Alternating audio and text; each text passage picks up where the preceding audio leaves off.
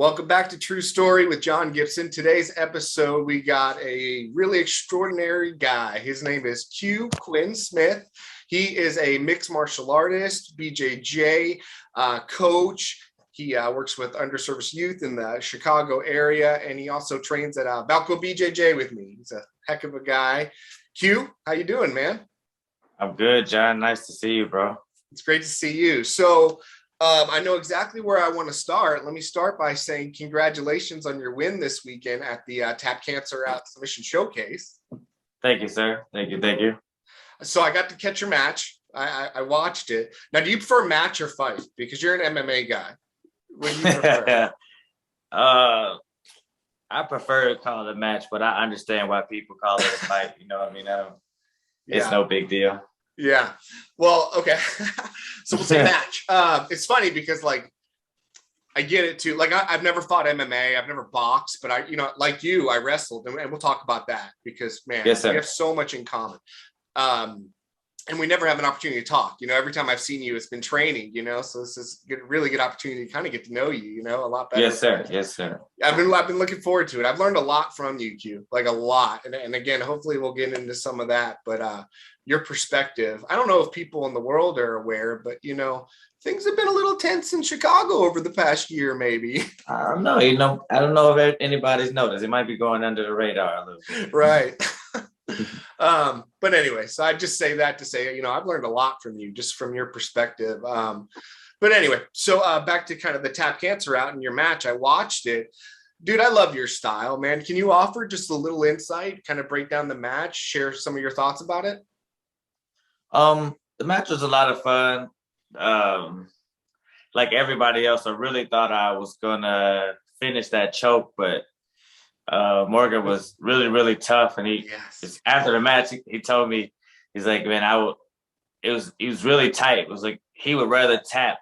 I mean, he'd rather go to sleep than tap. And maybe halfway through the choke, I was realizing man, if I'm not able to put him to sleep, this is not going to work.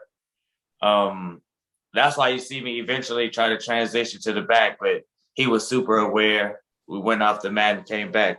And when we went back to the mat, for a quick second, I thought he was a little dazed. So I was like, okay, all right, now I got him. But as soon as the match started, he was right back present. He was ready to go. So for me, it was a fun match. It was a learning experience.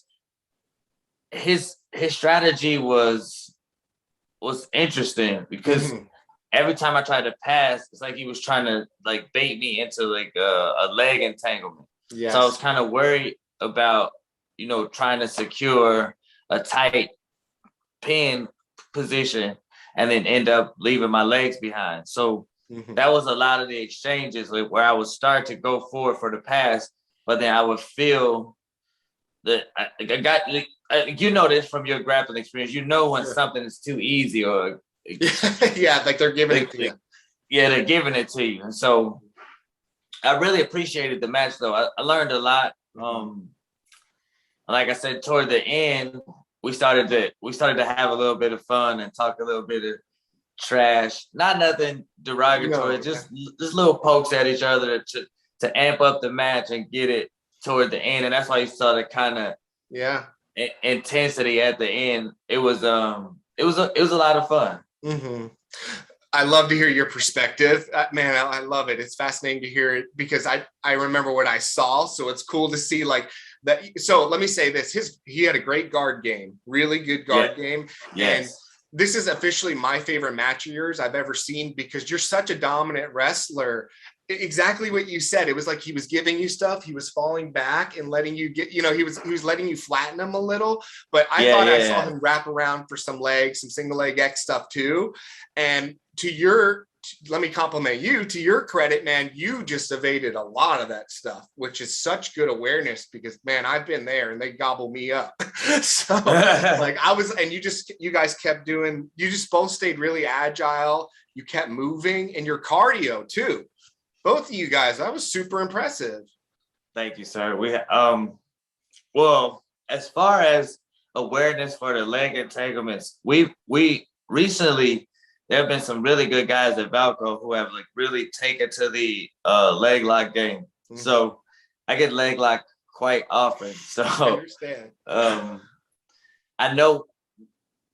I won't even say I know when it's coming. I don't want to sound like arrogant, but sure. It just in those moments I felt that I was being set up for something. So I was just disengaging and trying to go back. You know, like how it is in a wrestling match. You feel for it. If it's not there, don't force it, back out, come back again. And that's kind of how I envision passing, similar to wrestling on the feet.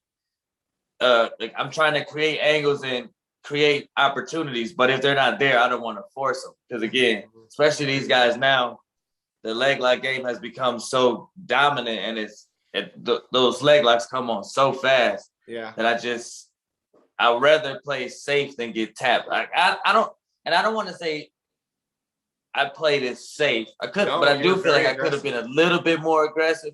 But his guard was really, really good. So I don't want to make it where, oh, I didn't do what I could have, like my opponent didn't make it difficult for me.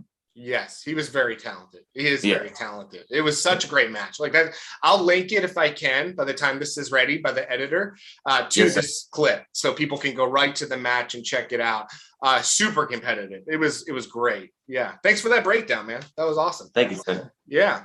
Well, I want to transition to wrestling a little bit too. Can you tell me kind of about your background? Because I know that we share a similar coach, or at least coaching influence with Coach Kemp.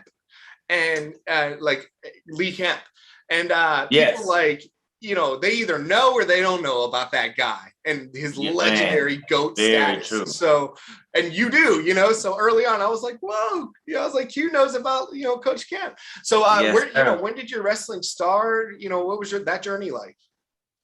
So I started wrestling my senior year of high school. It's like an interesting story. That's it? Oh my God. You're so good. How did you start so late? So I've always had really good coaching. So my first high school coach was Eric Gibbs. He was like a 4-time city champion, an AAU All-American, AAU national champion in Greco-Roman. So my coaches, he went to Illinois University. I mean, Illinois State is where he went. I'm sorry, the Redbirds. He went to Illinois State.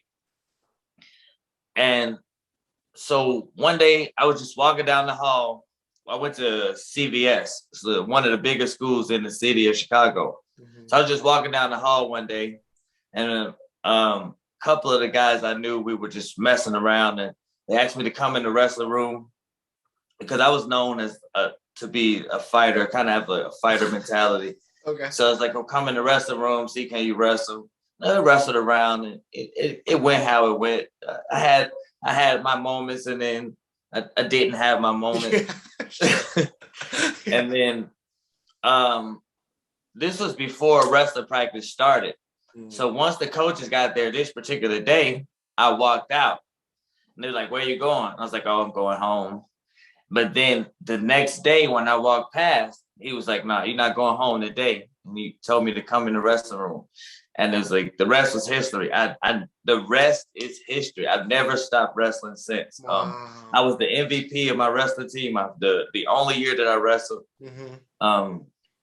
I went on to Kennedy King.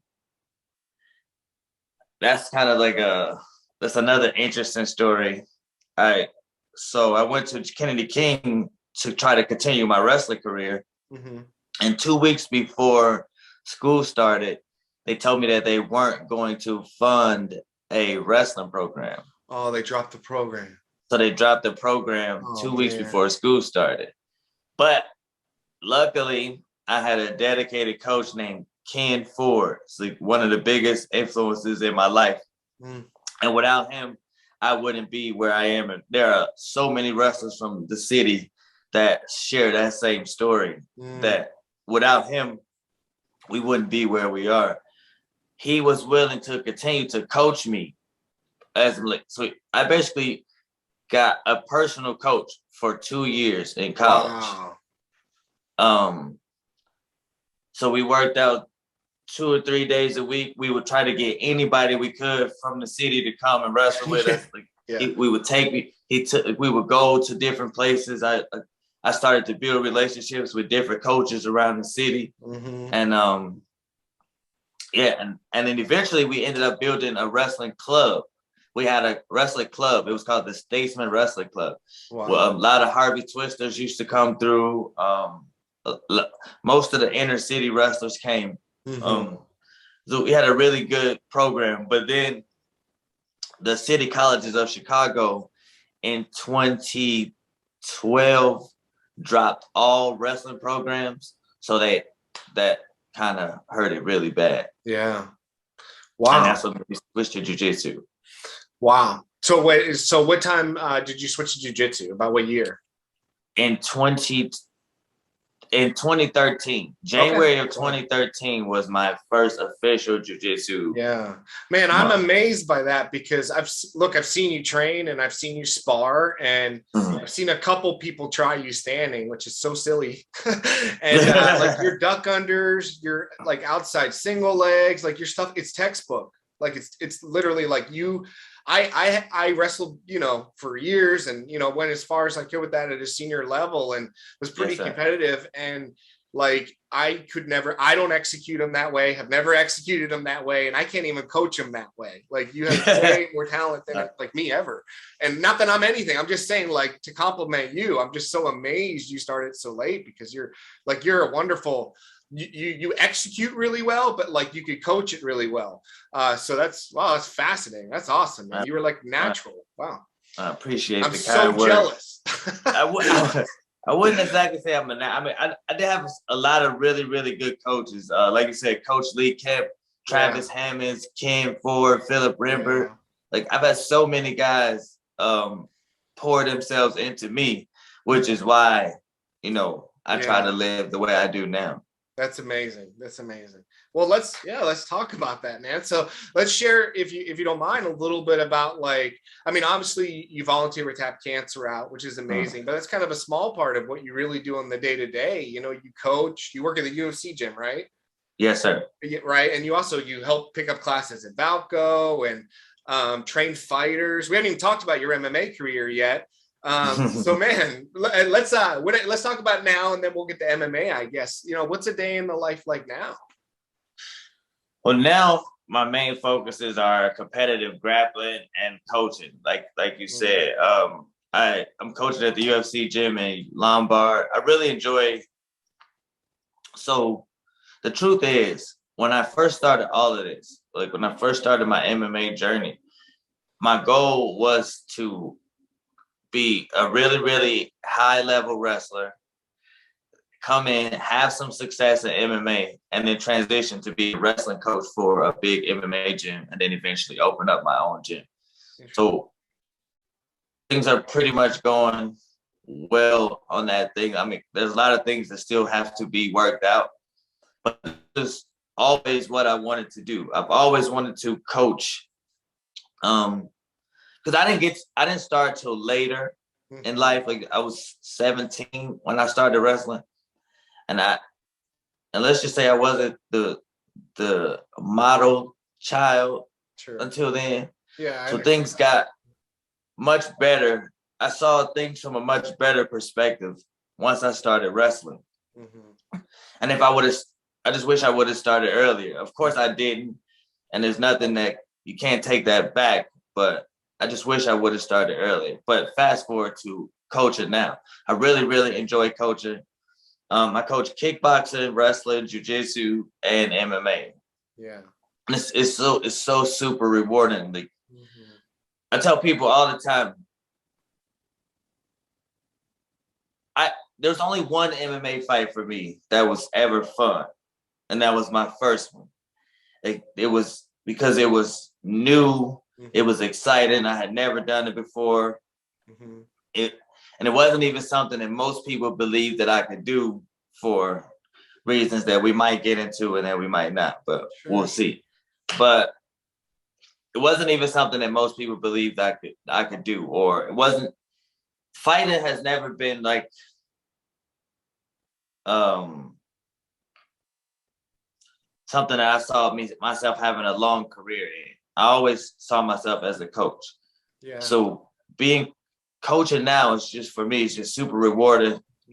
And it lets me know that all of the like injuries and hard practices and 2-a-days and 3-a-days and disappointments, all of that stuff is now paid off to where I can have like meaningful relationships with people and bond with people on deep levels. Like, you know yourself, you know wrestling, you coach, you know how important the role of a coach is. And it's an honor for me to be in that position. Yeah, it's beautiful, man. You pay it forward. You understand the value that, and I don't want to put words in your mouth, but like for me, wrestling definitely gave me a discipline I needed. Yes. And it gave me an instant sense of karma, you know, and so does jujitsu, but wrestling was harsher. And at that age, I needed a harsher message to get through to me. Sir. And you know, and that was good for me. And I agree, Like I wish I would have started earlier, and it is beautiful to be able to pay that forward. That's awesome. That's amazing, man. If you don't mind, like tell me about like your life. Did you grow up just in Chicago your whole life prior to like finding sports, and what was that like? Well, yeah, I grew up on the south side of Chicago. Oh, wow. I moved around, I don't want to say a lot, but I lived a few different places, and then we finally settled in Princeton Park when I was maybe 7 or 8 years old. And I lived there until I was 18. Okay. And, left for college. I mean, growing up was interesting. Every family and every child has their struggles, and it's not like I was a perfect child or a perfect. Like, I never want to try to make it like or paint myself as a victim or anything like that. Just everybody has their different struggles. And as far as like that's with home life and outside. That's what I'm referring to. I'm referring to home life and outside, because a lot of times I get asked, like, what was it like growing up? We talked about in the beginning how volatile Chicago streets can be. And like I said, I had my fair share of things, but nothing too bad. I was blessed. I had a family that's supportive, that pretty much did everything they could to keep me on the right path. I tried to jump off that path as many times as possible, but me too, man. I did all the mistakes, man. Like I understand. Like I'm very lucky. I'm so blessed. Man. I look back and I think, I look back at different stages of my life and I'm like, who was that guy? Like, man. I understand. Yeah. Wait, So what I referenced, this is not something I ever make a big deal about, but I'm actually legally blind. So that was the reference that I made to fighting. Was never something I saw a long term. Wow. So there were struggles that came with that. But still, nothing more than, we all struggle. We all have our different things that we have to deal with. Sure. But so that's a unique challenge. That's crazy. I mean, and I had no idea. It's amazing. And it definitely didn't hinder your athleticism in so many ways. It's amazing. It's wild. I never would have known. That's crazy. So, So I would say, if anything, that was the biggest hindrance growing up, because it kind of gave me a chip on my shoulder. Because medically, there's nothing that can be done. It's just something that I have to deal with. It's a hereditary thing. Did the school system offer any help? Did they understand? Or they did. You have any... They actually, to be honest, the schools took care of me especially well. Like, awesome. I know some of the horror stories, but. Well, I just only asked too selfishly is because I have a special needs son. My son's autistic, and he'll be going to school. He's in preschool now, but in a year or two it'll be public school time, and it's so that's truly why I ask. I just again, it could just be I'm lucky or blessed. Yeah, your but personal experience. I always came across teachers and people who were very like open and willing to help because of my situation. But the school was really good about my visual impairment. Like they provided me with like special paper. I was able to sit in the front of classes if I needed to. So like the schools definitely accommodated me as much as they could. That's awesome. Yeah, that's great to hear. Man, so long term, so you're kind of like living the dream on a level. I mean, you're coaching. Yes, sir. Absolutely. Yeah, that's great, man. That's beautiful. So let me, and I'll go back to kind of what I had said in the beginning. Like, I mean, things have, in my opinion, kind of some of the civil unrest has chilled out a little bit and stuff. But I mean, I'm going back maybe 2 years ago, early pandemic, where I just want to paint a picture, you know, where everybody from day to day, we didn't know what was next. We didn't know what to believe. And, you know, in Chicago, well, there's a political race for presidency going on. Everybody's got an opinion about that. In Chicago, we had a governor race, all these things going there. And then Black Lives Matter, you know, was starting to make a real presence. And that was, you know, there was marching and protesting everywhere around the city. And people had opinions about that. And then there was some looting and stuff going on downtown. And so it was just like, a lot was going on at once. And I was seeing, and we're all locked down, you know, we were all segregated and trapped. So every morning I was reading Facebook and I would see friends debate with friends. And I would just read it. And I would tell myself every day, like, let me do this objectively and read A and B and just try to understand both, because I'm not from Chicago. I moved here a couple years ago. I'm from Nashville. So like, I didn't understand any of this and don't understand a lot of it. So I'm just trying to figure it out as I go. And I learned more from you and your perspective, man. I just learned a lot from your perspective. And I like how you said earlier, like, you don't ever paint a picture of yourself as a victim. You wouldn't do that and all. But at the same time, I think you have a genuine understanding of what it's like to be an underdog. I think that's fair to say, maybe, right? Fair enough. I don't know. So I, you know, without getting too specific or too deep, and I don't even have that many good examples, I guess I just said all that to say thank you. You know, I guess I just learned a lot from you, you know, and I appreciate that. I learned a lot. Yeah. I learned a lot during that time too. Like you said, it was a very interesting time with all the social unrest and then having a pandemic going on and people not being able to work, everyone locked down at home. Yeah. So I learned some very humbling lessons during that time. There were some interesting things that came out, but what I took away most from that time is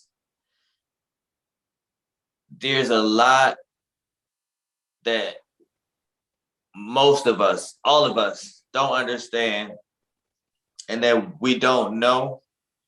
And I think it is what we don't know that's causing us to be afraid, and then we lash out instead of trying to understand.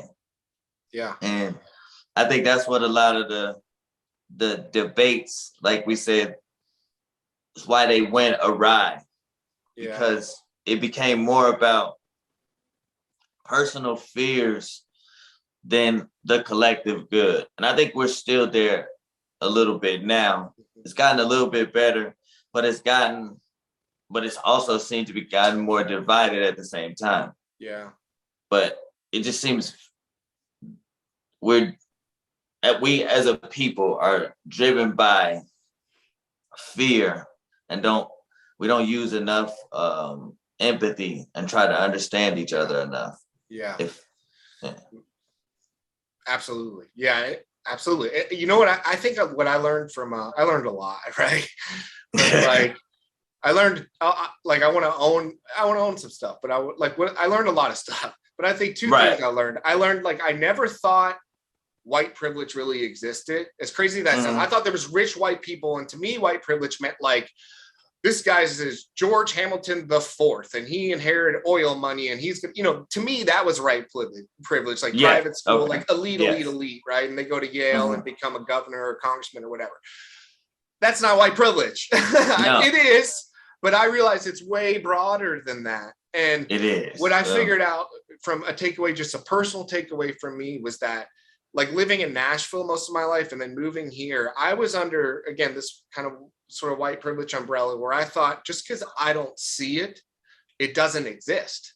So I wasn't like a racism denier. I knew it existed, but I didn't see it. So I like definitely weighed on the side of like, nah, there's probably more to the story, or the person's probably more guilty. Yeah. The benefit of the doubt always sort of went over to the cop or the authority or whomever, whatever. And then after maybe George Floyd specifically, I had a big wake up call where I was like, this is just too many. This is too many. This is too much. This is real. This can't be denied. I was so pissed off at Colin Kaepernick like so many years ago. And now I'm like, I get it. It took me 10 years, you know. You know, anyway, you know, I took a lot away from it, you know, and I basically just said like empathy. Like empathy, put yourself in 1 minute in that person's position and think, how scared are they right now? You know, how surprised are they right now? How, you know, like how powerless do they feel in this situation? You know, and you deserve to be commended. And I have to let you know how much I appreciate you saying what you're saying right now. And because it's very difficult to admit that it's hard to admit that you don't know something, or that you were blind to something, or that you were, for lack of a better term, that you were wrong. Sure. And I really appreciate you being open enough and using your platform to say the things that you just said. Like, it's really, it meant a lot to me. I just want to let you know that. Oh, thanks, man. Well, man, it's about, look, we grow. Like, if we're not in this life to grow and learn, we're limited. We're limiting ourselves. And like, yes, sir. And look, that was all tragedy. All that was ugly and horrible, but I learned a little lesson from all of that ugliness, you know, and if it's the simple lesson of just like lead with empathy a little bit and just take a half a second or a breath and think, like, again, put yourself in that person's position. I don't think that's a bad thing, you know. I just don't. Now, and on the flip side of that, what I learned is what you just told me, that not everybody that doesn't understand or that doesn't see privilege or white privilege or whatever privilege, because white privilege is not the only privilege. But since we're talking about white privilege, sure. Just because a person doesn't see it doesn't mean they're necessarily a racist or a prejudiced person. No, it's just, or that they have any mouth. It could just be that they just haven't been exposed to it. Right. They're just unaware. Right. And so that was one of the things that I learned, because there were some of my really, really close friends that were saying some things that I really could not understand until we stepped away from Facebook and we had discussions where it was just like, oh, they didn't know. They really didn't know. You know what I mean? So as a lot of these bad things that happened, one of the best things that happened, and Jay and I talk about this a lot, is how it started a conversation. And at least for better or for worse, we're starting to know where everybody stands. Yeah. And when you know where everybody stands, now we can start to find what's the best solution for everybody. What is the best thing? And we're talking. And when I say the best solution for everybody, I don't believe that's a thing. There is no one size fits all answer. But what I mean is just we can find a better way to cooperate when we know where everybody actually stands and what everybody actually believes, instead of